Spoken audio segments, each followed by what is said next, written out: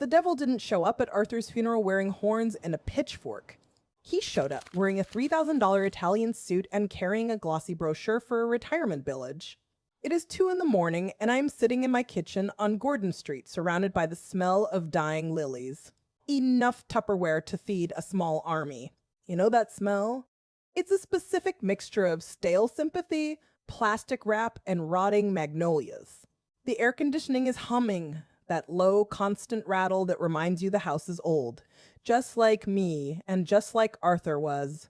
I haven't slept.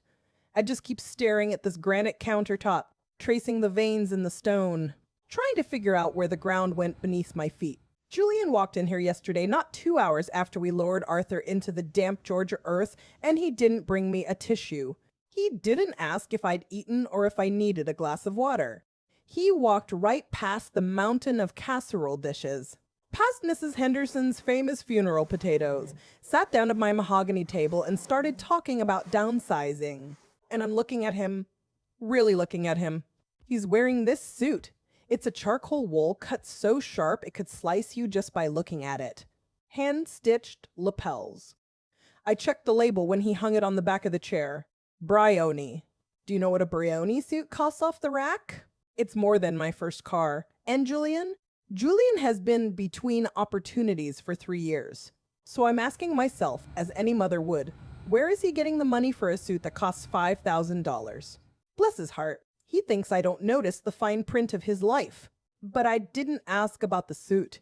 Not yet. Instead, he slides this brochure across the table. It's heavy, glossy, expensive paper stock that feels cold under your fingertips. On the cover, there are these smiling seniors, all teeth and Botox, playing pickleball under a sun that looks too bright to be real. The headline screams, Serenity Palms Active Living Community, where your golden years truly shine. I stared at that picture. The words were blurring through my tears, but I could see the address clearly. It's in Effingham County. That's 40 miles inland. 40 miles away from the Spanish moss, from the cobblestones, from the damp, salty breeze that actually knows my name. He wants to move me to a beige box in a swamp with no history and no soul. He looked me right in the eye. Arthur's eyes, the colder, like the blue part of a flame, and he said, Mother, this house is a burden. It's too big, it's falling apart, and frankly, the equity is just sitting there rotting. You need to let go. It's what Dad would have wanted.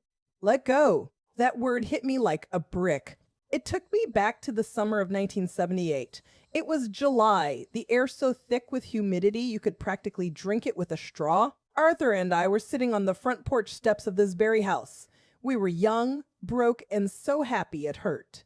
We were drinking sweet tea out of mason jars, watching the fireflies blink in the azaleas. Arthur put his hand on my knee, looked at this grand, rotting old Victorian, and he promised me. He said, Alara, I swear to you, I will work my fingers to the bone so you never have to leave this porch. This is our legacy. I will never let them take it from you. He whispered it like a prayer right before the mosquitoes chased us inside. And now my son is telling me that the legacy is just a burden and that I should go play pickleball in the middle of nowhere with people I don't know. I asked him how much the house was worth in his little brochure deal. He wouldn't give me a number. He just kept using words like liquidity and smart move and unlocking value. But I saw it. A little flash of panic in his eyes when he realized I wasn't just going to sign the papers because he told me to. When he realized I wasn't just going to sign the papers because he told me to, he tapped his finger on the picture of the state-of-the-art wellness center. The check can be cut by Friday, Mother. Just sign the listing agreement and we can put this whole messy chapter behind us. I pushed the brochure back toward him. My hands were shaking so hard I almost knocked over Mrs. Henderson's casserole. I told him no. I told him this was my home and Arthur's home. And he could take his Serenity Palms and shove it right back into his leather briefcase. He didn't like that. He didn't yell. He didn't scream. That's not Julian. He just got very quiet. He picked up the brochure, smoothed out a wrinkle in the page, with a thumb that was wearing a tungsten carbide ring I'd never seen before, and stood up. He adjusted that expensive cufflink.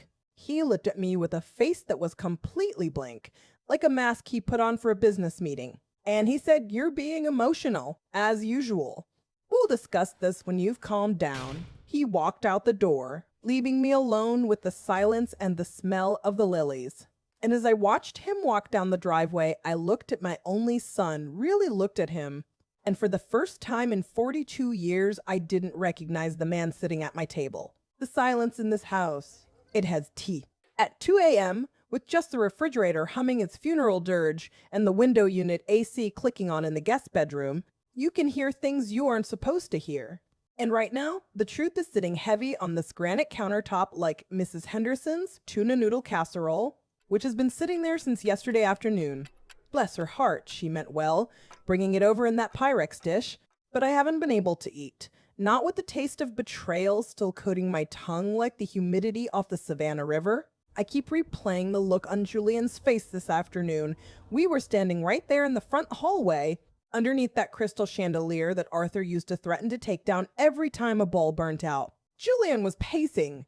Click, clack, click, clack. Those expensive leather shoes on the heart of pine floors that have been here since General Sherman marched through. He wouldn't stand still. He kept tapping his wrist, checking his watch like he had a train to catch, or maybe a bank he needed to rob before closing time.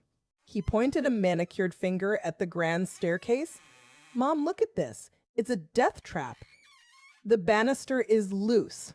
The foundation is shifting. You can't live here safely anymore. I wanted to laugh, but I didn't. Julian, this house has stood since 1820. It isn't going anywhere, and I'm not an invalid. He sighed, that long, suffering sigh he learned from his father, but with less love and a whole lot more condescension. He leaned in close, smelling of sandalwood and desperation. It's not just the house, Mom. It's the neighborhood. That zoning variance got approved last week for the commercial district 2 blocks over. Do you know what kind of element that's going to bring in? High-rises, noise, crime? You'll be a target here. It's not safe. The devil is in the details, darling. He kept using words like safety and hazard, but his eyes, they kept darting to that heavy mahogany table where his phone was sitting face down. It took me back instantly to 1985, the hallway stretching out just the same way. But the sun was streaming through the transom window, dust motes dancing in the light like tiny fairies.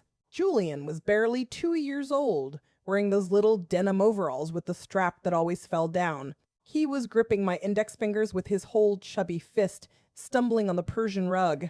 I was teaching him to walk. Come on, Jules, you can do it, I whispered. He looked up at me with absolute trust, like I was the only thing keeping his world from spinning apart.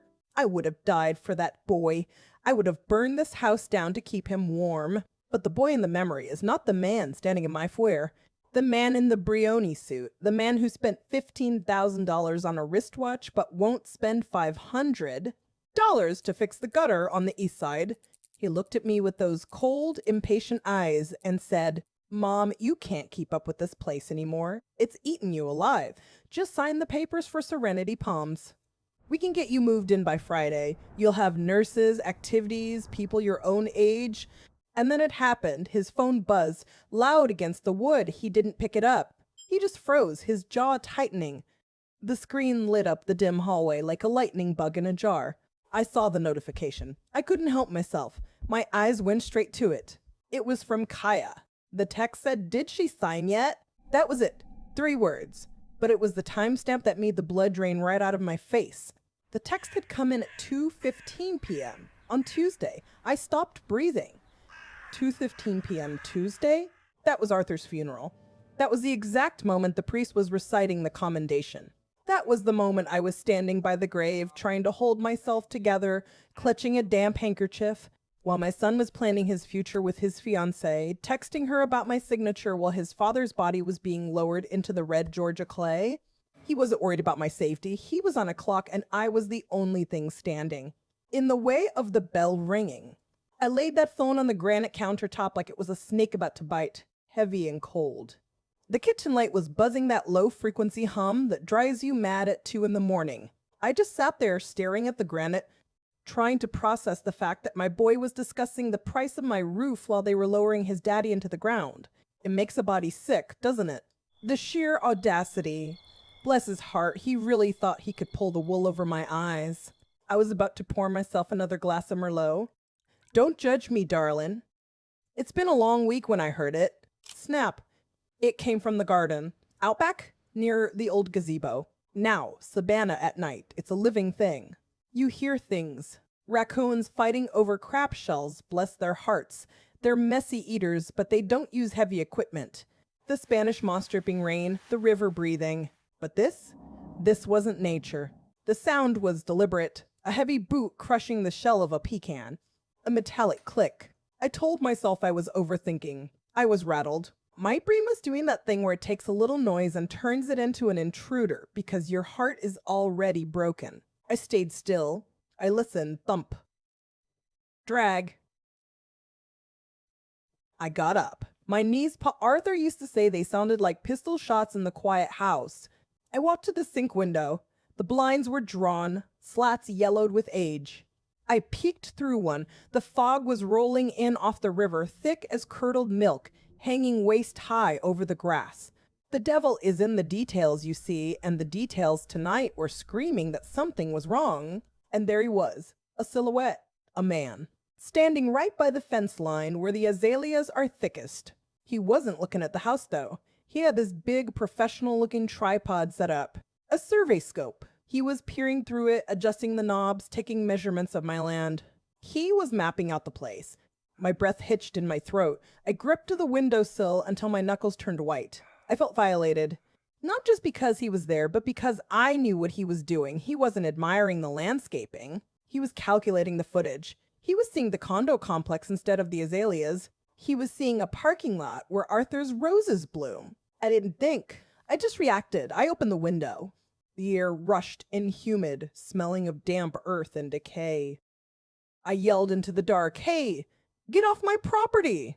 The man froze. He moved fast, yanking the telescope off the tripod. He didn't run toward the street. He turned, melting into the fog near the oak trees. For a split second, the security light from the garage flickered on, catching him in a harsh white flash before it died again. But it was enough. It was long enough. I saw the vest, that neon yellow high visibility vest they wear on construction sites. And printed right across the back, in bold black block letters, I saw the name Devereaux Development, the same name on Kaya's business card. I checked every window latch in this house, even the ones in the rooms nobody has stepped foot in since the 90s. The old brass was cold under my fingertips, and the sound of the deadbolt sliding home echoed like gunshots in the silence. I stood in the center of the front hallway for a long time, listening to the house breathe, wondering if that man in the neon vest was still out there watching the bricks, counting the square footage of my grief. I needed answers, and I knew right where Arthur kept his old laptop, gathering dust in the study. The air in the study was different, stale and heavy, with the scent of old parchment and that lingering ghost of cherry pipe tobacco. I sat in his leather chair and opened the laptop. The screen lit up the dark room, casting long, strange shadows against the bookshelves. My hands were shaking so bad I mistyped the password twice. Finally, I got in. I didn't go to the banking apps first. No. I went straight to the search bar and typed in the name I had seen on that vest, Devereaux Development. I expected a local realty site, maybe a clunky WordPress page with some listings of fixer-uppers. But what loaded? It made the blood drain right out of my face. It was sleek. It was modern. It was predatory. The landing page showed high-rise glass towers in Atlanta and boutique resorts in Charleston.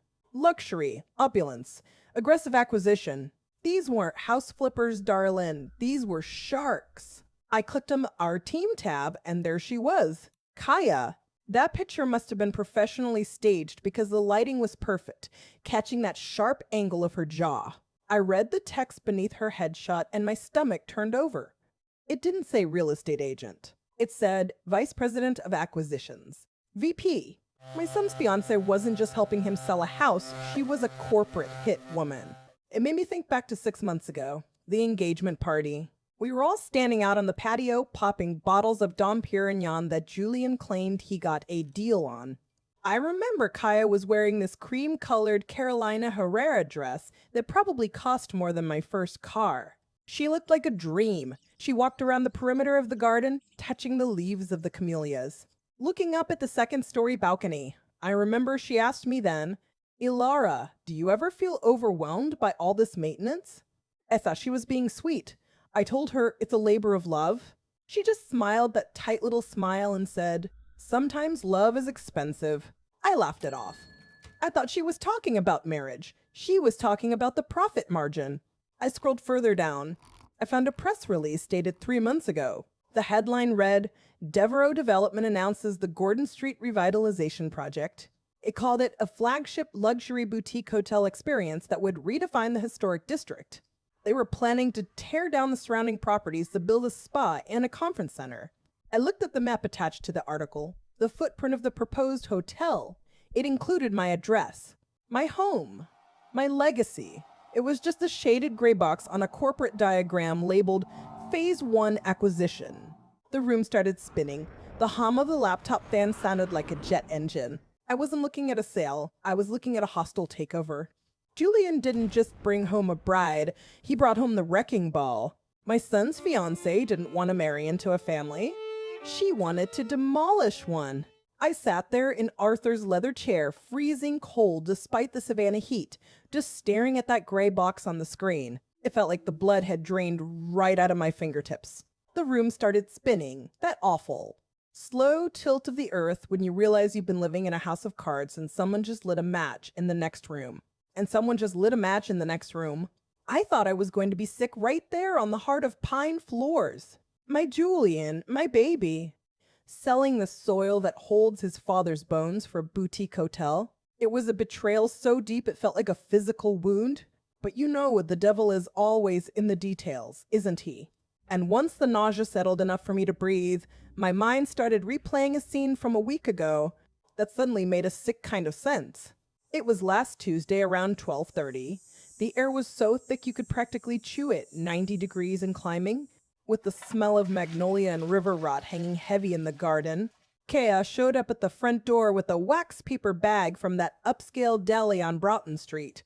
She was dressed in one of those linen ships that cost more than my first car, holding a baguette like it was a royal scepter. "I thought we could have a picnic, Alara," she said, flashing those teeth that were just a little too white to be real. "And I wanted to talk to you about a surprise."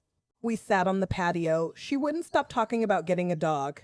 "A rescue," she said. "Some big thing that needed room to run." "A golden retriever or maybe a lab," she chirped, taking a dainty bite of her hummus sandwich. "Julian thinks you need companionship now that Arthur is gone." She kept smiling at me, this bright, vacant smile that never reached her eyes, while I stared at the sweat dripping down my iced tea glass. She said she wanted to map out a dog run along the side fence, give the hypothetical animal a place to stretch its legs. I went upstairs to use the restroom, but truth be told, I just needed a moment away from her energy. It was suffocating, like being wrapped in plastic wrap. From the landing window, the one with the wavy glass that distorts the view, I watched her. She didn't wait for me to come back down. She pulled a bright yellow measuring tape out of that designer tote bag. It looked like a snake uncoiling in the grass. And this is the part that turns my stomach now. She didn't measure the sunny patch near the azaleas, where a dog might actually want to lie down. She didn't measure the patio. She walked straight to the property line.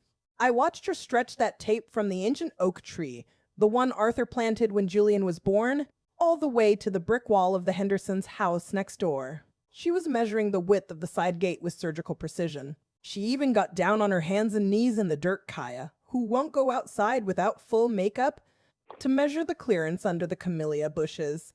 My hands were shaking so hard I almost dropped my phone. I took a picture through the glass. The shutter clicked, but she didn't hear it over the hum of the cicadas. In the photo, she's pressing the tape against the neighbor's foundation, marking the spot with a little red flag she pulled from her pocket. When I came back down, she was coiling that tape measure up, wiping the red Georgia clay off her hands with a monogrammed handkerchief. "All set?" she asked me. "I think a 10-foot fence would be perfect." I looked at her, really looked at her, and I said, "Kaya, a dog doesn't need to know the exact distance to the property line." She just laughed. It was a sharp barking sound. "Oh, bless your heart, Alara.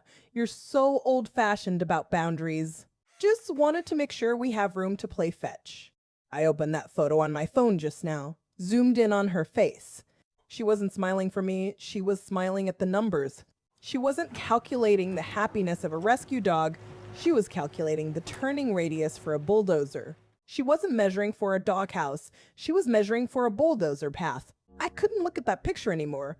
Kaya standing there by my roses, smiling that predatory little smile, measuring out the destruction of my life like she was hemming a skirt. I'd put the phone face down on the granite countertop. The silence in the kitchen was heavy, thick like humidity before a thunderstorm, and I felt like I was suffocating. I knew I needed to find the deed. If I was going to war with Devereaux Development, I needed to know exactly what ground I was standing on. I needed to know if Arthur had the foresight to protect us, or if he just left the door wide open for the vultures. I walked down the hallway to the study. The heart of pine floors were cold under my bare feet, and the house was making those little settling noises that usually comfort me, but tonight sounded like bones creaking. I flicked on the light in Arthur's study. It smelled like him. Old paper, lemon polish, and that faint, sweet scent of pipe tobacco he swore he quit in '99. It was a smell that used to feel like a hug, but tonight it just felt like a ghost was watching over my shoulder. I went straight to the mahogany filing cabinet against the far wall. Arthur was a curator. He was meticulous, obsessive about details. If there was a document to be saved, it was in that cabinet. I pulled open the top drawer labeled Property and started rifling through the manila folders. Deed. Insurance. Tax records from 1998, but the deed, it wasn't there. I checked the second drawer. Nothing. I checked the third. Just old receipts for a tractor we sold 10 years ago. The devil is in the details, and right now, the details were missing. I stood there, my hands gripping the edge of the file drawer, breathing hard. I told myself to calm down, that Arthur wouldn't just lose something that important. But then I remembered something, a memory from 2 years ago. I had walked into the study with a fresh pot of coffee, and Arthur had slammed the bottom drawer shut so fast the lamp on his desk rattled. He looked sweaty, pale as a sheet. He looked at me and said, "Alara, you know you shouldn't be in here when I'm working." He was shaking. I thought he was just stressed about the Historical Society gala. Now, I wasn't so sure. I knelt down and pulled the bottom drawer open. It was filled with hanging files, all neat and labeled. But my fingers brushed the back of the drawer and I felt it a seam, a false bottom. My heart started hammering against my ribs, hard enough that I could hear it in my ears. I pressed down on the left corner, and a panel popped loose. There was only one thing in there, a black leather-bound ledger book. It looked old, worn soft as a prayer book. I pulled it out and sat on the floor, the wool Persian rug rough against my legs. I opened it. The smell of dried ink wafted up. The first page was dated 5 years ago, February 1st. The handwriting was Arthur's, sharp and jagged. It didn't say property or bank. It just had 2 letters at the top. JD. I flipped the page. March 1st. JD $2,500. April 1st. JD $2,500. May 1st. JD $2,500. May 1st. JD $2,500. I kept flipping, my hands trembling so bad I almost dropped the book. Every month. Like clockwork. Sometimes the amount was $2,500. Sometimes it jumped to $5,000. Once, last November, it was $15,000. I started doing the math in my head, adding it up column by column. By the time I got to the last entry, dated just 3 weeks before he died, the total was staring me right in the face. $150,000. $150,000 paid out to JD over the last 5 years. Julian David. I sat there on the floor of Arthur's study at 3 a.m., staring at those numbers and felt the ground completely dissolve beneath me. Arthur wasn't broke. He wasn't managing the estate poorly. He was paying Julian. Every single month was his hush money. Was he paying off gambling debts? Or was he just funding him? Funding the suits, the rings, the lifestyle, while he told me we were tightening our belt. I closed the ledger and pressed my forehead against the cool leather cover. I thought about Julian standing in the kitchen, telling me I had to sell to be safe. I thought about the Brioni suit. I thought about the text messages during the funeral. It wasn't just about the land. It wasn't just about the hotel. If Arthur was paying Julian this kind of money, Then Julian wasn't trying to save me from a house. He was trying to save his allowance. $150,000. That is the number staring back at me from the floor of Arthur's study. It was written in ink that is dried into the paper like blood in a wound. I sat there on the heart of pine floorboards, my back pressed against the heavy mahogany filing cabinet. I just let that number sink into my skin. Arthur didn't just give Julian an allowance. This was systematic. This was a salary for deceit. And I looked at the last entry made just 3 weeks before the heart attack took him. $15,000. What did Julian need that for 3 weeks ago? Was it a payment on that Brioni suit he wore to the funeral? Or was it a down payment on my destruction? I told myself I was overthinking, that grief was making me paranoid, but the ledger didn't lie. People lie, darling. People lie like they breathe. But numbers are stubborn things. And then there was the matter of the deed. I tore through that filing cabinet, my fingers trembling so badly I scraped a manicure against the metal drawer. The screech made me jump. The folder labeled property was empty. It wasn't just misplaced. It was gone. The deed to the house that has been in my family since General Sherman marched his troops through the city, it wasn't there. Arthur wouldn't have moved it. He was obsessive about order. That meant someone else took it. And I knew exactly who that someone was. I couldn't sit there in the dark another second.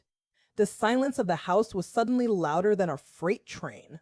It was pressing in on my ears, smelling of old paper and dust and something else, something metallic, like fear. I grabbed my phone from the floor. The screen lit up my face, pale and ghostly in the reflection. It was 3:12 a.m. I didn't care if I woke the dead. I needed to hear his voice. I needed to ask him where the deed was. I scrolled through my contacts until I saw his name, Julian. My thumb hovered over the green button. I thought about the text message I saw on his phone during the funeral. It was the one from Kaya asking, "Did she sign yet?" The rage bubbled up in my throat, hot and acidic. I pressed the call button.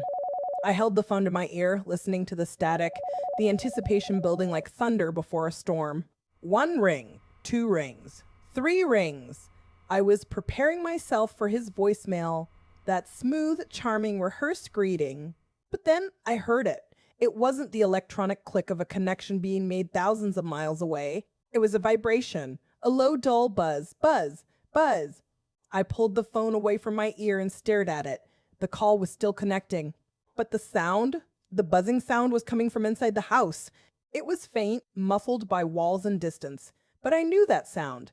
It was the default iPhone ringtone, the one Julian was too lazy to ever change. It was coming from down the hallway. I froze. The air in the study instantly dropped 10 degrees. The buzzing stopped, followed by the silence of a rejected call. And then a sound that made my blood run cold. The creak of a floorboard. Not the settling of an old house, darling. That was the sound of weight, of a human foot stepping on the second floor landing. Right outside the guest bedroom, I wasn't alone in this house. Julian wasn't at Kaya's apartment or in some hotel. He was here. He was upstairs. And if he was here at 30 a.m., creeping around like a thief in the night, he wasn't visiting his grieving mother.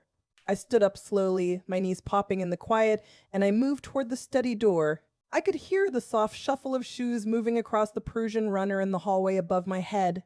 He was walking toward the master bedroom. No, wait. He was walking toward the stairs. He was coming down. My heart hammered against my ribs so hard I thought it might bruise them.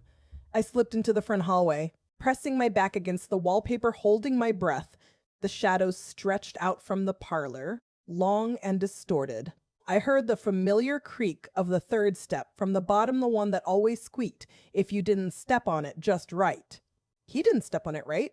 He was rushing. Then I saw a shadow move across the wall of the landing. He wasn't holding a suitcase. He was holding a flashlight, and in his other hand, he was holding a stack of papers. He wasn't visiting me. He was ransacking his dead father's office before I could find what he was looking for. He was ransacking his dead father's office before I could find what he was looking for. I pressed myself against the wallpaper, feeling the Victorian roses embossing themselves into my spine. He walked right past me. I could smell the stale tobacco and that expensive cologne he wears, sandalwood and arrogance. He didn't see me. He was too focused on the study door. He pushed it open, and I heard the heavy mahogany groan on its hinges. My heart was hammering against my ribs like a trapped bird, and for a second I thought he might hear it. Over the hum of the refrigerator in the kitchen, I just knew he was going to look down. I knew he was going to see that black leather ledger lying open on the floorboards where I'd dropped it.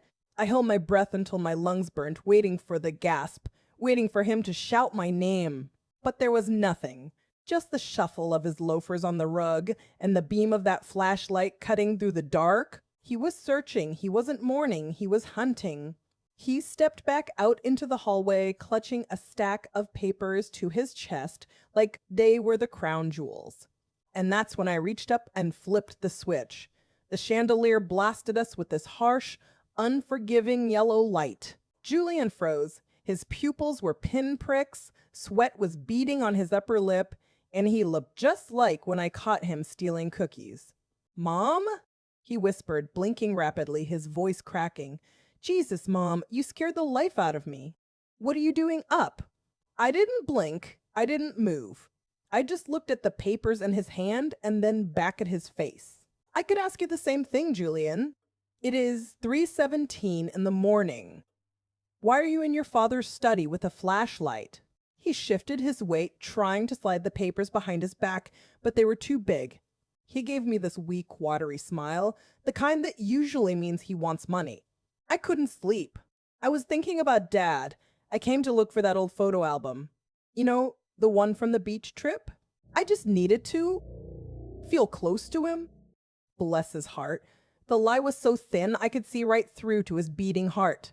"Photo album," I repeated, my voice trembling with the rage I hadn't felt in years. "Is that so?" "Because the photo albums are in the attic, behind the trunk of Christmas decorations. The filing cabinet is where the money is, Julian. And I know about the ledger. I know about the $150,000 your father paid you. I want to know why, and I want to know where the deed to this house is." The color drained right out of his face. He looked like he was going to be sick right there on the Persian rug. The papers in his hands started to shake. He raised his hands, and 3 legal-sized documents slid out and drifted to the floor. They didn't flutter like leaves. They landed with a heavy slap. I looked down. County recorder stamps. Official wax seals. They weren't photo albums, they were deeds. And not just the deed to this house, darlin'. There was a second deed there, too, for the rental property next door. The Henderson's place. He had them both. Julian collapsed against the wall, sliding down until he hit the floor, burying his face in his hands. The arrogance, the Brioni suit, the tungsten carbide ring, it all evaporated. He started sobbing, this ugly, broken sound that echoed off the heart of pine floors. "Mom, I'm sorry. I didn't know what else to do. I'm in trouble, Mom. Serious trouble. It started with the poker games in Atlanta, and then online sports betting, and then I owed these people money. Bad people. Sharks. I needed the cash, and Dad gave it to me to keep them from coming here. But when he died, the payments stopped, and they said if I don't pay them the balance by Friday, they're gonna kill me. They're actually gonna kill me." My heart stopped. This was my son. This was the boy I nursed through chickenpox. The boy I taught to read. The boy whose skin knees I kissed with spit and Band-Aids. Seeing him there on the floor, looking so small and terrified, I felt the rage melting away, replaced by this cold, creeping dread. I wanted to believe him. I wanted to believe he was just a victim, that he was scared and trying to survive. I took a step toward him, my hand reaching out to touch his shoulder. "Julian, I can help you. We can go to the police." And that's when I saw it. His phone was lying on the Persian rug where he dropped it, the screen lighting up with that sickly blue glow. A new notification slid across the lock screen. It wasn't from a loan shark. It wasn't from a bookie in Atlanta. It was from Kaya. The text read, "Get the papers." I stared at the illuminated glass of Julian's iPhone lying there on the Persian rug like a dropped handkerchief. The text message burned into my retinas. "Get the papers." "No, I love you." "No, is your mother okay?" Just a command, crisp and cold as a scalpel. My son was downstairs weeping about loan sharks and violent men breaking legs, but his fiancée was acting like a field marshal. I looked at Julian, curled into a fetal ball on the hard of pine floors, his expensive Brioni suit wrinkling at the knees. He looked so small, so pathetic. I felt a strange detachment, like I was viewing a specimen in a jar. I reached down, picked up his phone, and slid it into his hand. "It's gonna be all right, Julian," I said. My voice sounded like someone else's calm, steady, the exact opposite of the storm raging in my chest. "You go on upstairs now and get some sleep. We'll talk about the check in the morning." He wiped his nose on the back of his hand, a habit I thought I'd broken when he was 6, and nodded, clutching those deeds like they were life preservers. "You promise, Mama? You'll talk to the bank?" "I promise," I lied. I watched him shuffle up the stairs, the heavy banister groaning under his weight. When his bedroom door clicked shut, the silence of the house rushed back in, heavy and suffocating. I walked into the kitchen, the smell of stale coffee and Mrs. Henderson's lemon dish soap lingering in the air. It was 4:15 a.m. I didn't sleep. I just sat there watching the sun come up over the magnolias, painting the sky in bruised purples and pinks. At 8 a.m. sharp, I went into Arthur's study. I closed the heavy oak door. I took the brass key from the hook behind the grits, and I turned it in the deadbolt. Click! It was a sound that felt final. That room, with all its secrets and ledgers and ghosts, was now off limits. I sat down at the mahogany desk. Arthur's laptop sat there, dormant.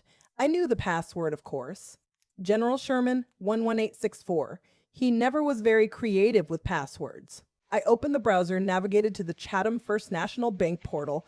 My hands were trembling, just a little, the way they do when the humidity rises above 90%. I needed to see the money. Julian wanted a cashier's check for $50,000 by Friday.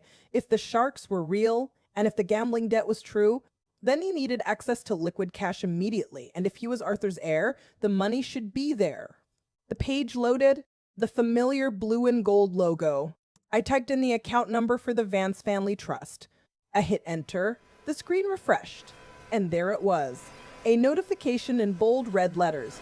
Status, frozen pending probate, executor A. Vance. I stared at it. I read it 3 times. Then I remembered 2 weeks ago. The hospital room. The smell of antiseptic and lilies.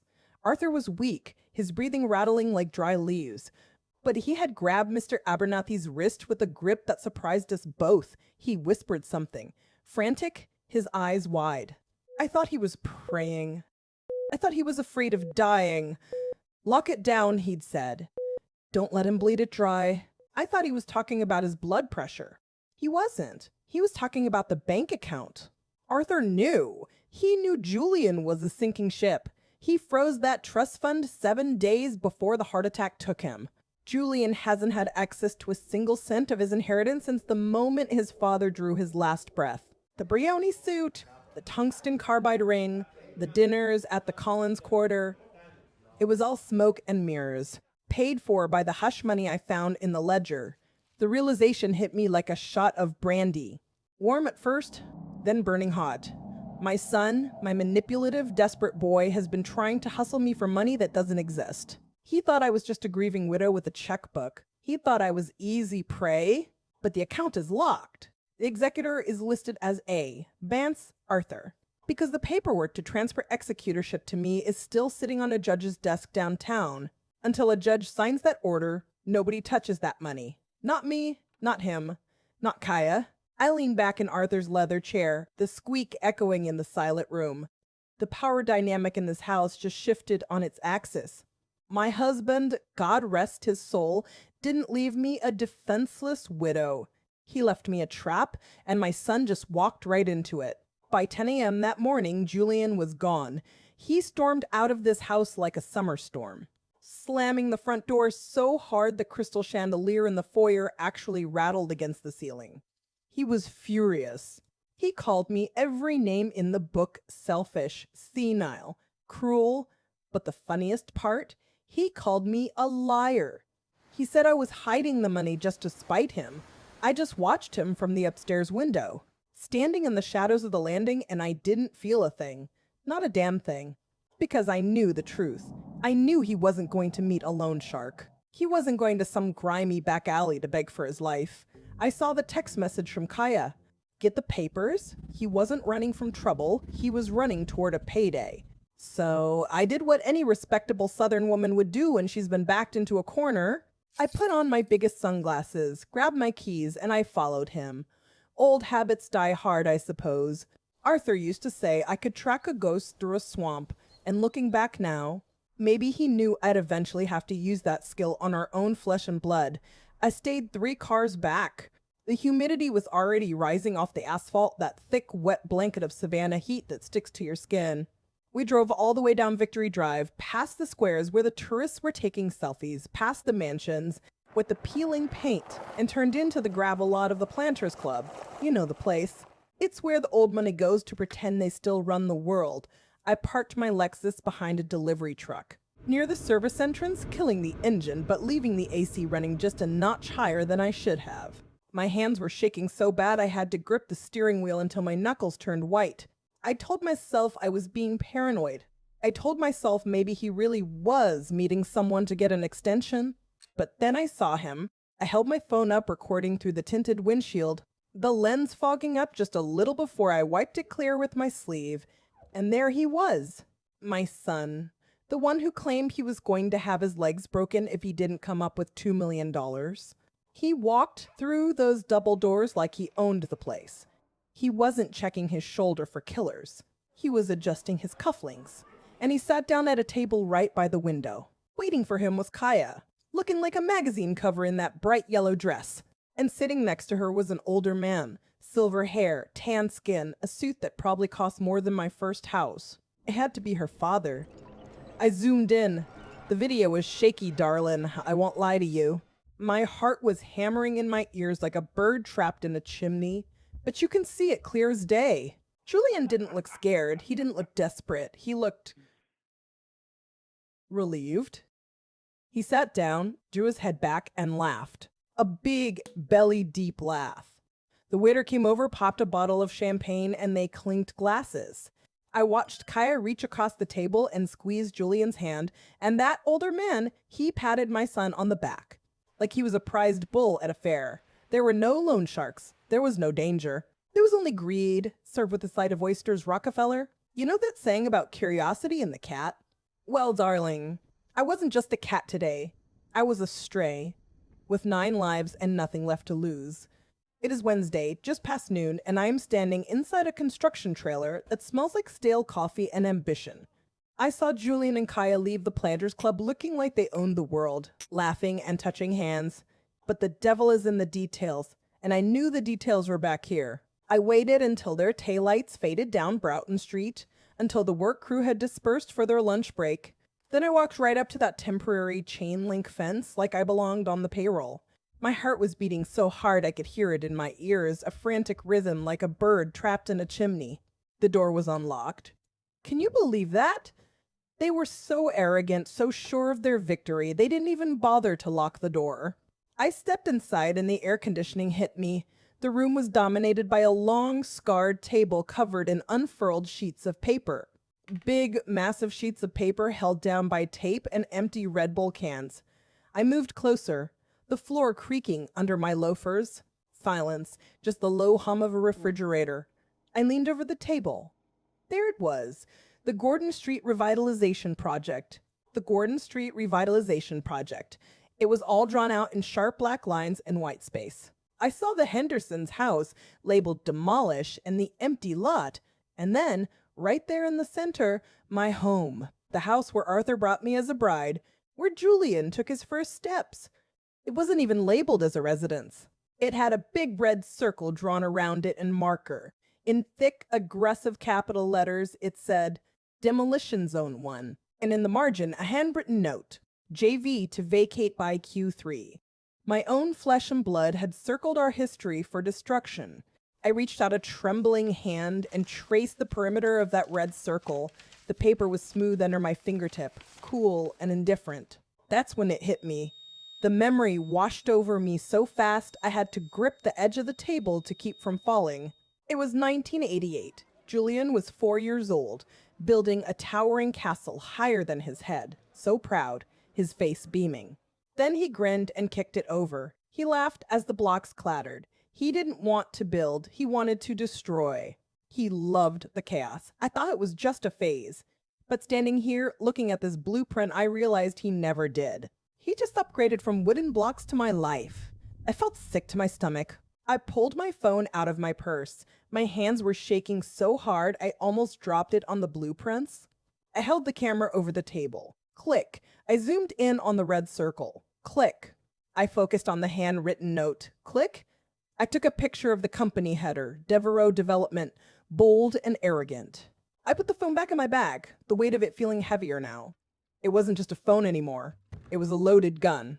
I stood there staring at the map of my neighborhood. It wasn't just a phone anymore. It was a loaded gun.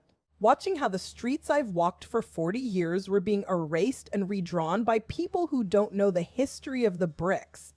I thought finding the proof would make me feel better, give me clarity or righteous anger. It didn't. It just made me feel like I was already a ghost haunting my own life. The drive back to Gordon Street was a blur. I don't even remember shifting gears in the Lexus. My hands were gripping the steering wheel so tight the leather squeaked under my palms. A high-pitched sound that grated on my nerves like a mosquito in the ear. The air conditioning was blasting full force, freezing cold against my skin, but I couldn't feel it. Inside, I was boiling. Or maybe I was just empty. I've heard people say they feel like a ghost floating through their own life. I always thought that was just something poets said to sound tragic. But sitting there at the red light watching the tourists walk by with their ice cream and flip-flops, I realized I wasn't there. I was somewhere else. I was back in that trailer, staring at a map that had erased my existence. I pulled into the driveway, the gravel crunching under the tires, and I just sat there for a minute. The house looked the same as it always has. Proud, stubborn, the ivy climbing up the brick like it was trying to hold the walls together. But knowing what I knew now, seeing that red circle on the blueprint, seeing my own son's initials on a document that promised to tear this place down, it looked different. It looked like a corpse waiting to be buried. I grabbed my bag and got out. The humidity hit me instantly. That wet, heavy blanket of Savannah air that smells like magnolias and decay. I walked up the front steps, fishing my keys out of my pocket, but I stopped. The front door. It was slightly ajar. Just an inch. Maybe two. My heart did a sickening little flip-flop in my chest. I am meticulous about locks. Arthur was meticulous about locks. It was the first rule of living in a city where the past is always bleeding into the present. You lock your doors. I pushed the door open with my foot, staying on the porch listening. The house was silent. Not the peaceful silence of an afternoon nap, but that heavy, holding its breath silence that happens right before a storm breaks. "Julian?" I called out. My voice sounded thin, reedy. Nothing, just the grandfather clock in the hallway ticking away the seconds of a life that didn't exist anymore. I stepped inside. The air was stale still. I walked through the foyer, my eyes scanning everything. The Persian rug was undisturbed. The crystal chandelier was catching the dust motes in the light. Nothing looked taken but the feeling. The feeling was all wrong. It felt violated. I walked down the hallway, past the study and the parlor where Arthur used to read his history books. I needed to wash my face. I needed to splash cold water on my skin and remind myself that I was flesh and bone, not a ghost. I pushed open the door to the master bath, and that's when I saw it. Taped to the center of the vanity mirror right over my reflection was a white envelope. Not just any envelope. It was cream-colored, heavy stock with our initials monogrammed in the corner, A and E. Arthur's stationery. The stuff he kept in the bottom drawer for important correspondence. My hands started shaking. I mean, really shaking. I had to grip the edge of the marble countertop to keep steady. I reached up and tore it open. The paper inside was yellowed, slightly brittle, as if it had been written years ago and waiting in the dark. The handwriting was Arthur's, but it was shaky. Frantic. Not the bold, looping script I knew. I held it up to the light and read the words that shattered what was left of my heart. "Alara, if you are reading this, Julian has failed. I tried to protect him. I tried to protect you. But the devil is in the details, darling, and the devil has been living in this house for a long time. He promised them the house years ago, Alara. I bought us time. I paid them every month. Until I couldn't anymore. Don't let him break your heart a second time. Love, Arthur." I slid down the wall and sat on the cold tile floor. The letter was crumpled in my fist. Years ago. He said years ago. Suddenly, a memory slammed into me so hard it physically hurt. It was 5 years ago. Summer. We were sitting at the kitchen table, the ceiling fan rattling overhead. Arthur had a stack of insurance papers in front of him. I remember asking him why he was taking out yet another policy. We had plenty. He really looked at me with those sad, tired, hound dog eyes of his. He said, "It's for peace of mind, Alara. You can't put a price on peace of mind." He wasn't buying life insurance. He was paying a ransom. My husband, the man I loved for 40 years, was sitting at that table, signing checks to silence the debt his own son had racked up with people like Kaya and her father. He wasn't sick with a heart condition back then. He was sick with worry. He was dying a little bit every day, knowing that the boy he raised was a snake in the garden, waiting for him to flatline so he could sell the roof over our heads. I sat there on the bathroom floor staring at the clawfoot tub, and I realized something. The grief, it's gone. The sadness, it evaporated. What's left is something hotter, something sharper. Arthur didn't die of a heart attack. You ever notice how silence sounds different when you know you're being lied to? It's heavy, darlin'. It sits on your chest like a wet wool blanket, heavier than the Savannah humidity in July. I spent all Wednesday afternoon in the kitchen, not because I was hungry, but because I needed the noise. The clinking of the silver against the porcelain, the hum of the refrigerator, the violent hiss of the onions hitting the hot cast iron. I made Arthur's braised short ribs. It takes 6 hours. 6 hours of simmering and reducing, the smell of rosemary and thyme and red wine soaking into the plaster walls of this house. I set the table with the good china, the stuff Arthur's mother brought over from London in the 1920s. Crystal water goblets, the monogram napkins. I was playing a part, see? I was playing the role of the grieving, confused widow who was finally ready to listen to reason. And let me tell you, they bought it hook, line, and sinker. Julian and Kaya arrived at 7 a.m. sharp. Julian walked through the front door like he already owned the place, and looking back, I guess he thought he did. He wasn't wearing that terrified, hollowed-out look he had when he was spinning those tales about loan sharks and gambling debts. Oh no. Tonight, he looked rested, solvent.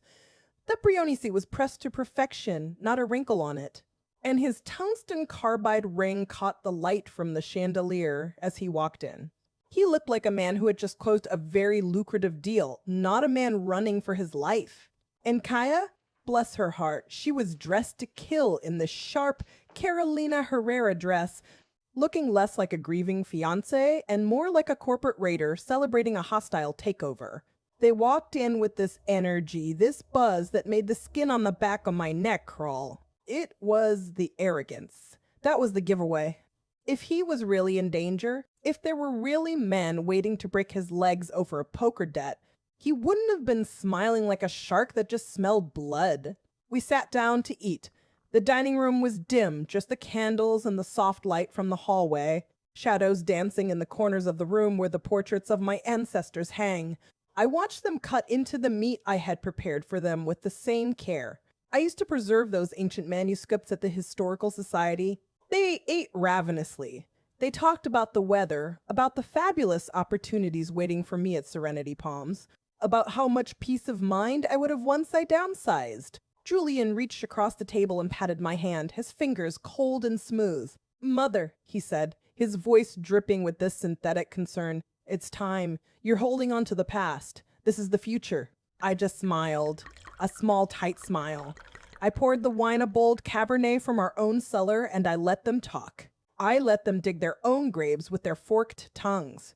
Then, the moment of truth, Julian wiped his mouth with the linen napkin, folded it neatly, and reached down beside his chair. He pulled out a thick, cream-colored folder. He slid it across the mahogany table until it rested right next to the silver gravy boat. "We just need your signature, Mother," he said softly. "The lawyers have everything else prepared. It's a quitclaim deed. It transfers the property interest to the development entity so we can close before the Friday deadline." Kaya was watching me like a hawk, her eyes wide, searching my face for any sign of resistance. I didn't say a word. I just opened the folder.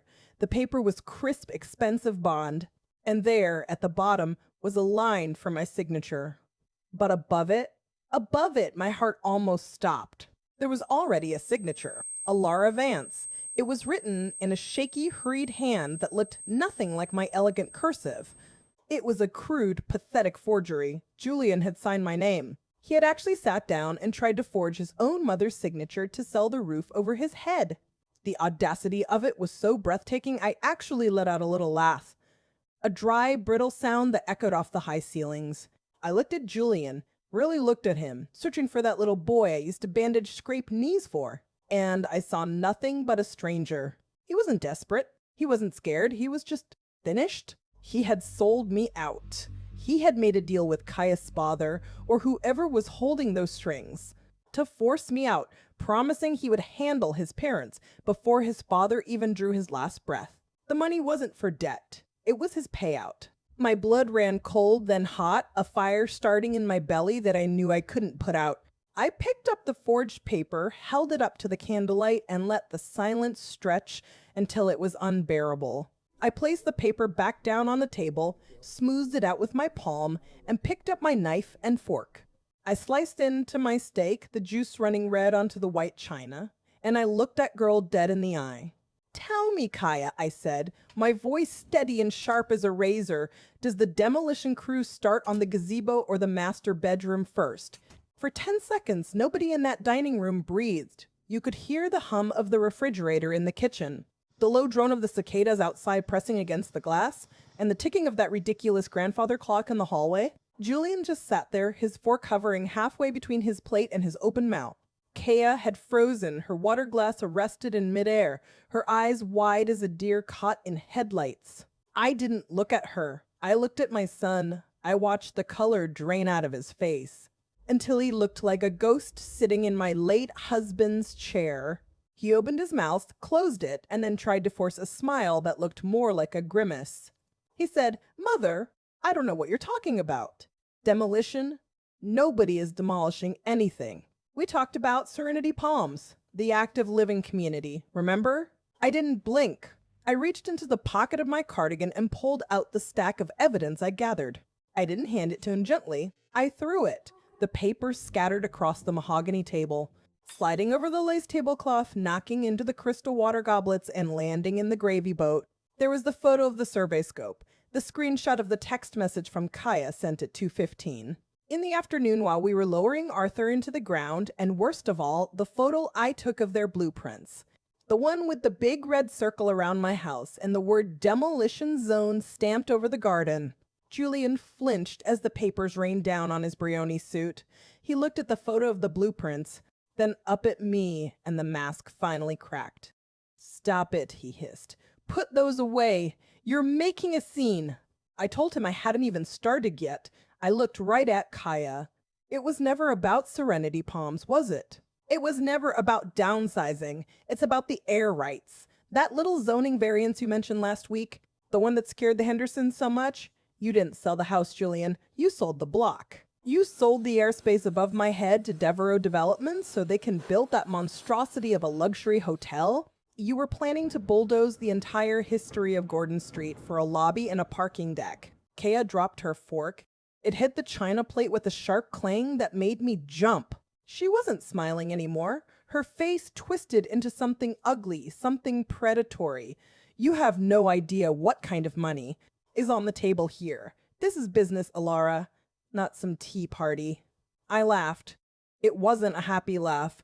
It was dry and brittle, like dead leaves snapping underfoot.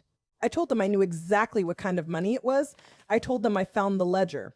I told them I knew about the $150,000 Arthur paid him over the last 5 years. I asked Julian if that was his signing bonus, if that was the retainer fee for selling his own father's legacy, while the man was still alive to see it. Julian turned a shade of purple I'd never seen on a living person. He slammed his fist down on the table, rattling the silver, shouting, "You don't understand! You never understood! We are broke! Dad was bleeding out money for years to keep up with this rotting old pile of wood. I did us a favor. I got us out from under it, and then I reached for the final piece. The quitclaim deed sitting right there in the cream-colored folder. I picked it up and held it under the chandelier light. I looked at that signature at the bottom of the page. Alara Vance. It was passable. It looked like my handwriting, but the ink was too fresh, and the E didn't have the little flair I used to do. And this, I said, my voice shaking, not with fear, but with a cold, hard fury that settled in my bones. You forged this. You forged my name on a deed transferred to a corporate entity.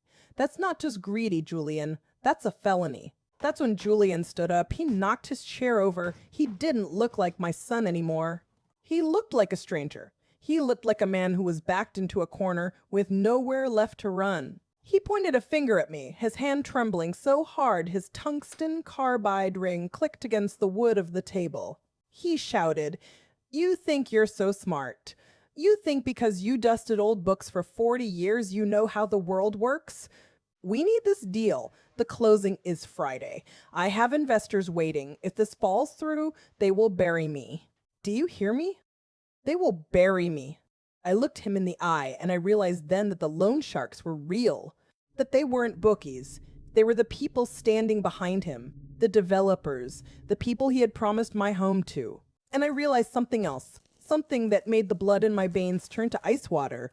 Arthur didn't just die of a heart attack. He died because the stress of this betrayal was killing him slowly. And Julian knew. Julian let it happen. I told him to get out.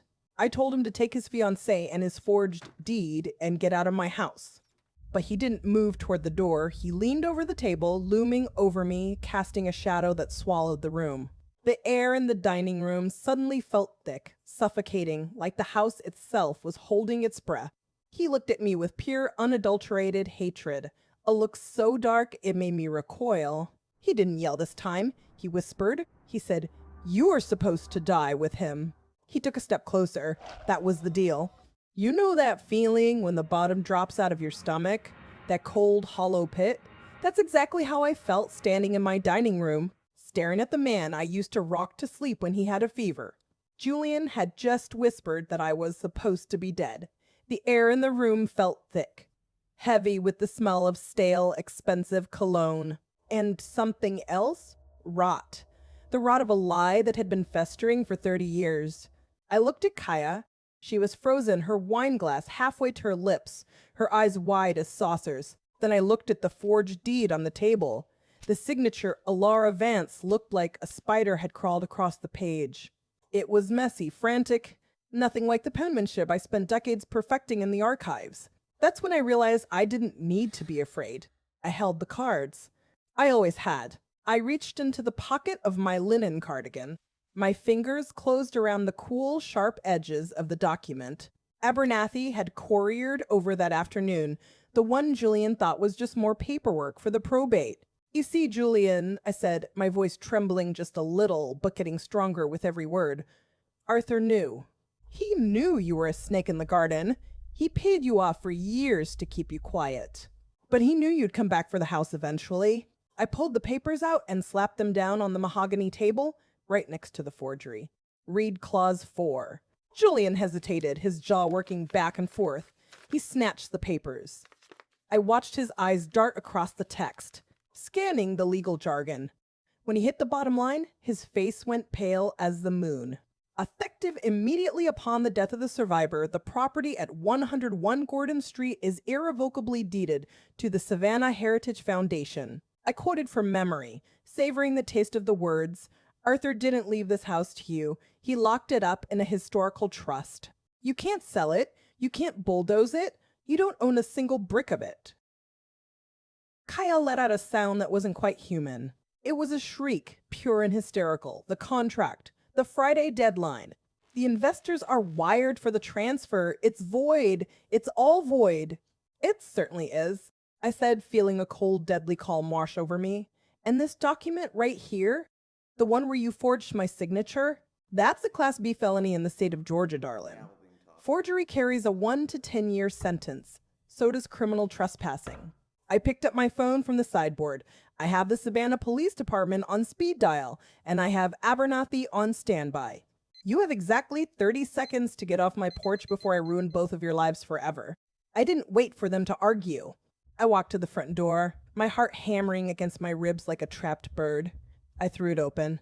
The humid night air hit my face, thick and suffocating, smelling of wet asphalt and gardenias.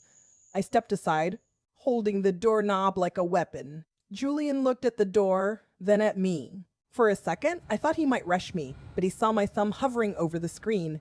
He saw the look in my eyes, the look of a mother who has buried her husband and is now burying her son. He grabbed Kaya's arm and practically dragged her out.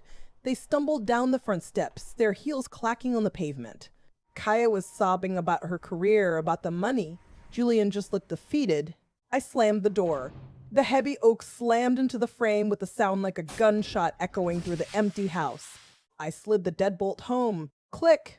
Then the chain. Snap. Then the security lock. I leaned my back against the wood and slid down to the floor. The silence rushed back in, but this time it was peaceful. My son was gone, my family was gone, but my home was safe. The sun coming through the lace curtains did not feel warm. It felt exposing, like a spotlight shining on a crime scene. I woke up at 7:15, stiff as a board, with the pattern of the heart of pine floors etched into my cheek. I must have slept right there against the front door for 4 hours. My neck cracked when I stood up. A sound like a dry twig snapping in the winter woods. The house was quiet. Not the peaceful quiet of a Sunday morning, but that heavy, suffocating silence that follows a scream. You know the kind I'm talking about? The air felt thick, like it was holding its breath, waiting to see if the violence was truly over. I walked to the kitchen on autopilot. I went to reach for the coffee maker, then stopped. My hand was hovering over the carafe, and I just couldn't do it. Making coffee felt like accepting that life was going to go on, that it was a Tuesday, and I had a routine. I turned around and walked back into the hallway. The grandfather clock ticked. Tick, tock. It sounded like a bomb counting down. I needed to move. I needed to do something with my hands. Before I started thinking about Arthur in that hospital bed, whispering "lock it down" with his last breath, I went to the guest room closet. That's where we shoved all of Julian's childhood debris when he went off to college. Temporary storage, Arthur always said. He'll want this stuff someday. I pulled down a plastic bin. It was covered in a layer of gray dust so thick I could write my name in it. I blew on it and the dust billowed up, smelling of plastic and old cedar. I sneezed. It echoed in the empty room. I started pulling things out. A baseball mitt with a broken lace. A ceramic ashtray he made in 3rd grade that looked like a crushed slug. That looked like a crushed slug. I tossed it all into a cardboard box. Thump. Thump. Thump. Then I found the shoebox. It was tucked behind a stack of National Geographic magazines from 1995. I opened the lid and a photo slid out and landed face down on the floor. I picked it up and my heart just stopped. It was a Polaroid. The edges were curled and yellowed. July 4th, 1990. We were on the dock at Tybee Island. Julian was 9 years old, wearing that striped rash guard he refused to wash because he said it was lucky. He was holding a fishing rod, grinning so hard you could see his missing front tooth. And Arthur was standing behind him, his hands on Julian's shoulders, looking at that boy like he was the only thing that mattered in the entire universe. I remember the smell of the shrimp bait and the copper-tone sunscreen. I remember the humidity sticking my dress to my legs. I remember thinking, this is it. This is the perfect life. I sat down right there on the hardwood floor, holding that photo, and I ugly cried. I mean, the kind of crying where your chest heaves and you make sounds you didn't know you could make. I missed my husband. God, I missed him. But mostly I mourned that little boy on the dock. I mourned the man he was supposed to be before the greed rotted him from the inside out. Bless his heart. He didn't just fall. He was pulled down by his own appetite for things he didn't earn. I wiped my face on the sleeve of my cardigan. It was ruined anyway, and I finished the box. I taped it shut with that loud ripping sound of packing tape. Shh, quick. I carried the box to the front door. The humidity was already rising at 8 a.m., a wet wool blanket draping over the city. I stepped out onto the porch. The air smelled of diesel fuel from the morning traffic on Victory Drive, and the sweet rot of the magnolia blossoms in the yard. I looked out at the garden. The sun was hitting the side fence right where Kaya had been standing with her little yellow measuring tape. I remembered her voice, bright and fake, saying, "We need to measure the run for the puppy, Mrs. Vance. A golden retriever needs space to roam." I looked at the distance she measured. It wasn't for a dog. Bless her heart, she was measuring a construction easement. It was exactly 22 feet from the property line inward, just enough clearance for a heavy crane to swing its wrecking ball into the Hendersons' lot next door without hitting our oak tree. She wasn't planning a playground, she was planning a graveyard.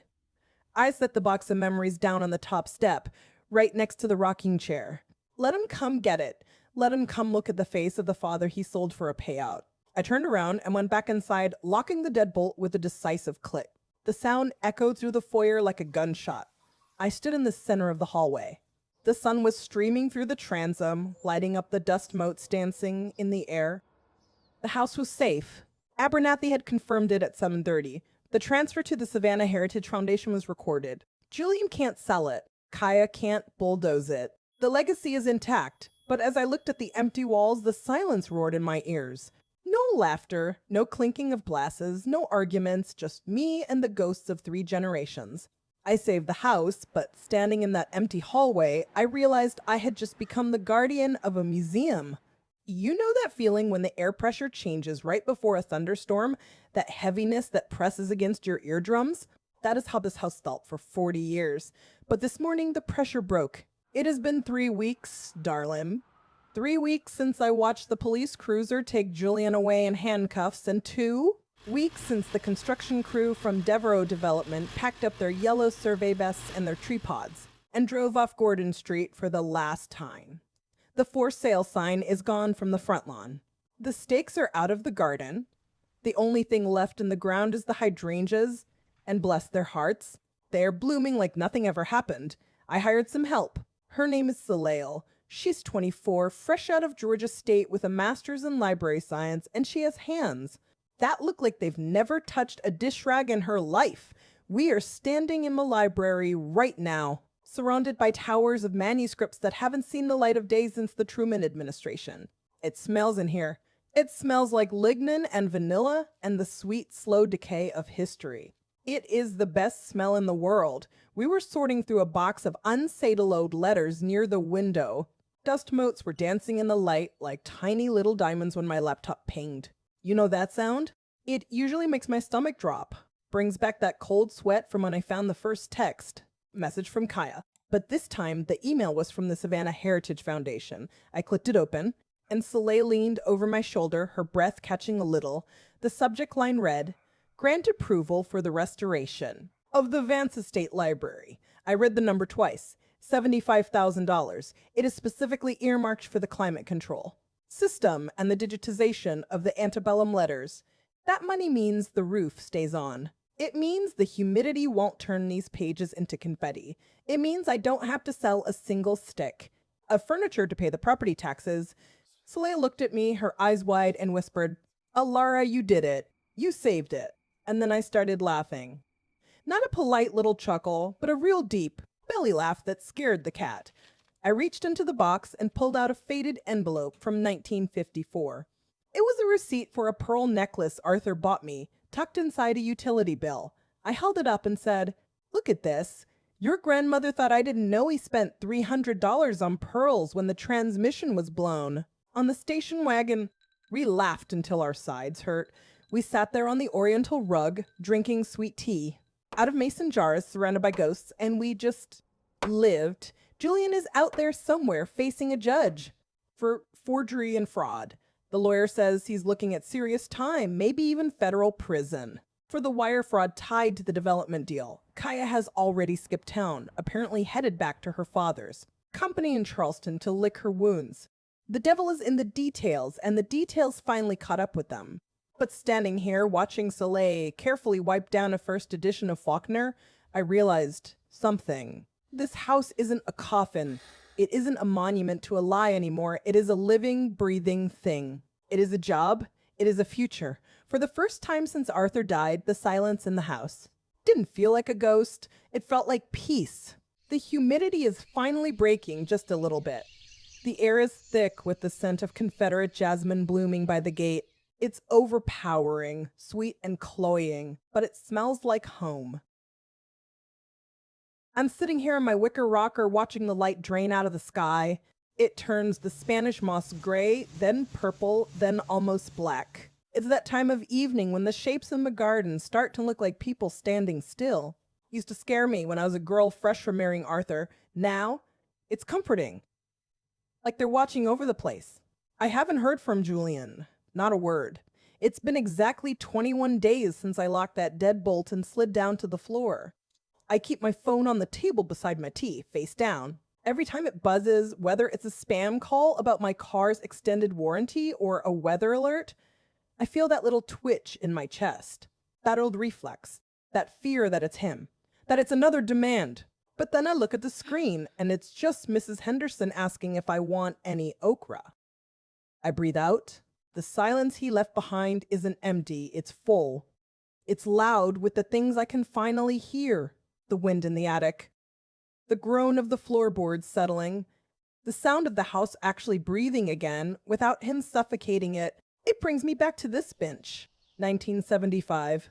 The humidity was so thick you could swim through it. Arthur was wearing that terrible seersucker suit he loved, the one that made him look like a lawyer from a movie, even though he smelled like sawdust and pipe tobacco. We were so young. We sat right here, our knees touching. He had his arm around me, heavy and warm. I remember thinking we had forever. I remember him pointing at the turret window and saying, "That's where our son will look out over the world one day." He was so full of hope, so full of love for a boy who hadn't even been born yet. It breaks my heart looking back at it. It breaks my heart to know that the boy we dreamed of grew up to be the man who tried to sell that dream out from under us. I have a journal in my lap. It's a beautiful thing. Buttery leather, thick cream pages that my fountain pen just glides over. I used to catalog rare manuscripts for the Historical Society, spending hours hunched over a desk, measuring humidity and checking binding glue. Now, I'm cataloging my own life. I'm writing down the truth so I don't forget it. So I don't let myself rewrite history and make Julian out to be a saint, just because he's my blood. I stared at the page for a long time tonight. The cicadas were screaming in the oaks, a deafening rhythm that pulses through the summer evenings down here. I dipped my pen in the ink. I use a midnight blue now, not black, and I wrote a sentence. It just flowed out of me. I looked at it and I realized it was the epitaph for my grief.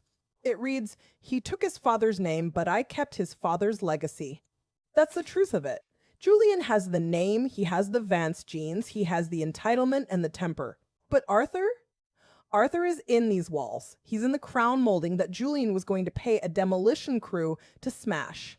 He's in the floors that Julian wanted to rip up for a parking deck. And now, thanks to Arthur's foresight and that secret will, this house belongs to the foundation. We got the grant finalized yesterday. $75,000. That's real money.